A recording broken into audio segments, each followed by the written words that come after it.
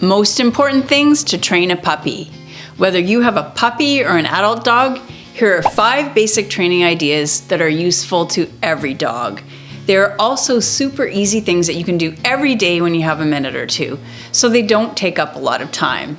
So, let's get started. The first thing you need for all of these exercises is tasty food that your dog will enjoy. For my pup, I can use kibble that is part of his daily food allowance, or sometimes a bit of chicken or cooked meat or other healthy treats.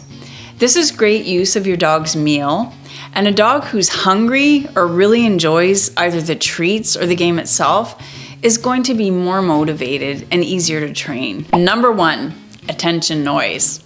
An attention noise can be a really great tool to teach your dog recall in a fun way. It can help your dog get into a pattern of coming to you whenever you use this sound and to divert attention to you. So first, pick your noise. I use brrrr, or sometimes a quieter noise like or pop, pop, pop, pop, pop, pop. And I also clap.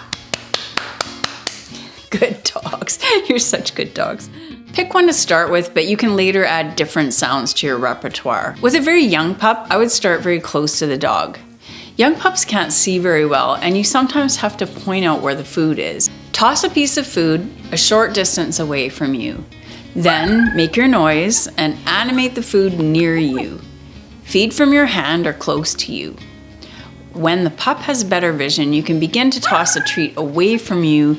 Then as soon as the dog lifts his head, make your attention noise, and you can even run away a little bit to make it more exciting. Reward from your hand most often, but to keep it exciting, you can sometimes toss the food a little bit away from you. The idea is that you want your dog to come when he hears the noise, so rewarding from your hand or sometimes near you will teach the dog that exciting things come from you. Using a recall noise is a bit more fun for a dog than a command, but more importantly, it builds the foundation for other recall skills. Later, you can teach the dog an emergency recall word. You'll find the link to that video on the top of the screen. Number 2, teaching your pup its name. If you want to use your dog's name for teaching recall or attention, then think carefully. Do you repeat your dog's name constantly, or do you or others use your dog's name in meaningless ways that just don't actually encourage the dog to come near? Because like any command, if we use it in ways that don't mean anything, a dog will often tune out. If our dog's actual name is getting repeated too often in this way, then using a nickname for recall could be better. Try to remember to use a nickname when you want to repeat their name in ways that just don't mean anything. Kiki Monster Man.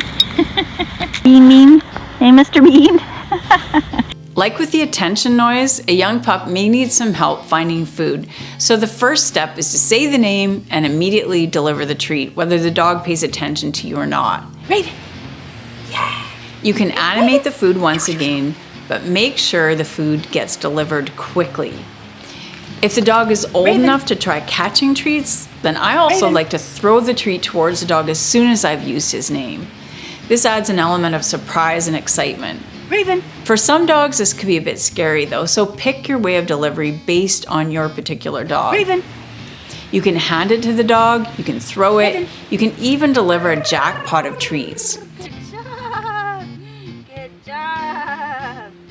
Did good that time. Awesome. When you add variety, it keeps things interesting for the dog and it gives them a reason to want to respond to their name. When I call Raven, I want him to pay attention to me, but I also want him to look up at me. So if I say Raven and he doesn't look up, then I can use my attention noise to attract his attention. Raven. Good job. Good puppy. Then you can use a marker word like yes or nice to mark his response, immediately followed by a treat. This brings me to number 3, mark and treat. Absolute Dogs calls this distraction, mark, treat, or DMT for short. There's a similar exercise called Look at That, developed by Leslie McDevitt. They're slightly different philosophies, but both techniques are used for dealing with distractions. So basically, your dog will sometimes be distracted by things that you'd prefer he didn't pay attention to. And what we ideally want is for them to ignore the distraction and pay attention to us. So let's give an example. Skeen is concerned about squirrels and the neighbor's goats. So one option is to take him a distance away from the goats, and when he looks at the goats, I'll use my marker word yes or nice and immediately treat him. Of course, if he's too close to the goats, there's just no way I'll get his attention. So he has to be at a good distance away to do this. But for some dogs, including Skeen, this really is too much for him because he finds it hard to focus. So instead of looking at the goats, I might wait until the goats aren't near and just mark when he turns his head to the fence. It may sound like I'm rewarding his fixation, but actually I want to change his default reaction to look at me instead of fixating on the goats. The other thing to consider is that when your dog is overexcited, you don't want to make the event any more exciting. And what we actually want is for the distraction to be a non-event. The other approach is to mark and treat at various times when there are unusual sounds or sights, like maybe an airplane overhead or a leaf falling, and sometimes mark and treat when there's just nothing at all. Again, the goal is to encourage your dog to ignore distractions and focus on you. So this is all preparation work for the actual situation when you're not in the situation at all.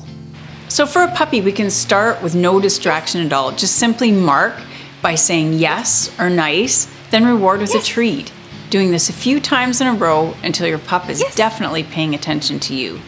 It's an easy thing you can do inside the house, on walks, or even in the backyard. Nice. Nice. Nice. Nice. Nice. Good work, mister. And whenever you hear an unusual sound, just mark and treat. I'll be creating a kind of sound collage for practice, and when that's done, I'll add it above or at the end of this video. This is an important exercise because it helps your dog to worry less about the outside world and concentrate on you instead. This is excellent brain shaping for a puppy to help create an appropriate response to distractions. But really, it's a great exercise for any dog. Number 4, focus on me or the orientation game. Over time, this will help your dog both on and off leash, and it encourages a dog to check in with you. This is a valuable skill for going on any walk, but also this is a great beginning exercise for teaching recall as well.